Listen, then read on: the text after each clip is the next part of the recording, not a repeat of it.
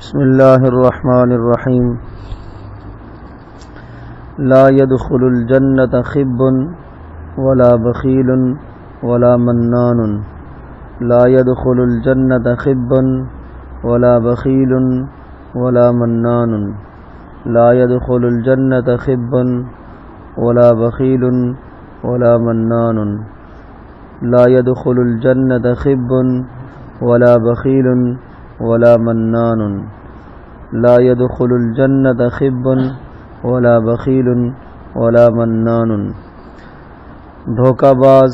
بخیل اور احسان جتلانے والا آدمی جنت میں نہ جا سکے گا۔ دھوکہ باز، بخیل اور احسان جتلانے والا آدمی جنت میں نہ جا سکے گا۔ اس حدیث مبارک میں نبی اکرم صلی اللہ علیہ وسلم نے انسان کی 3 برائیوں کی طرف اور بری عادتوں کی طرف اشارہ فرمایا ہے، اور یہ اس قدر انتہائی مہلک اور انتہائی خطرناک بری عادتیں ہیں کہ ان تینوں عادات کی بنیاد پر آدمی جنت میں جانے کے لیے رکاوٹ اس کے سامنے پیدا ہو جاتی ہے، اور جنت میں جانا اس کے لیے مشکل ہو جاتا ہے۔ جنت کے راستے اس کے لیے سامنے مشکل ہو جاتے ہیں۔ اس لیے رسول اکرم صلی اللہ علیہ وسلم نے اس حدیث مبارک میں ان 3 بری خصلتوں کی طرف اشارہ فرمایا کہ دھوکہ باز، کسی مسلمان کو دھوکہ دینا بہت بڑا جرم ہے۔ ایسا انسان اس بات کا اہل اور قابل نہیں ہے کہ اسے جنت میں داخل کیا جائے۔ اسی طرح سے بخل کرنے والا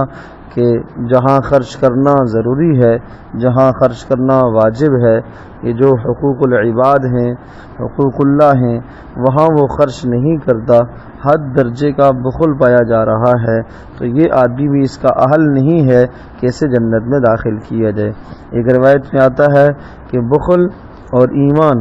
دونوں کے دونوں ایک دل میں کبھی بھی جمع نہیں ہوتے۔ معنی یہ کہ مومن بخیل نہیں ہوا کرتا،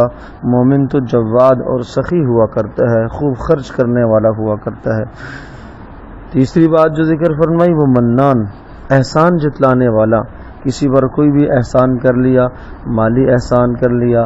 بدنی احسان کر لیا، مالی یا بدنی یا کسی بھی قسم کا احسان کر کے پھر کل اگر اس آدمی نے ہمیں کوئی تکلیف دہ بات کہہ دی یا کوئی ایسی بات کہہ دی کہ جس سے ہمیں اذیت ہو، یا کوئی ایسا عمل کر دیا جس عمل سے ہمیں تکلیف ہو، تو ہم احسان جتلانے لگ جائیں کہ میں نے تیرے ساتھ یہ کیا تھا، میں نے تیرے ساتھ وہ کیا تھا، آپ کے اوپر اتنے پیسے خرچ کیے تھے۔ تو یہ ساری وہ گندی عادات ہیں اور گندی خصلتیں ہیں کہ جن کی بنیاد پر آدمی کے لیے جنت میں داخلہ روک دیا جاتا ہے۔ گو کہ یہ آدمی اپنے ایمان کی بنیاد پر ایک طویل عرصہ سزا پا کر جہنم میں پھر جنت میں داخل کیا جائے گا، لیکن اول لمحے میں ایسے انسان کا جنت میں داخلہ روک دیا جائے گا۔ تو حدیث ہے لا يدخل الجنة خبا ولا بخیل ولا منان لا يدخل الجنة خبا ولا بخیل ولا منان، دھوکہ باز، بخیل اور احسان جتلانے والا جنت میں نہیں داخل ہوگا۔ اللہ تبارک و تعالی ہم سب کو ان بری عادات سے بچنے کی توفیق نصیب فرمائے۔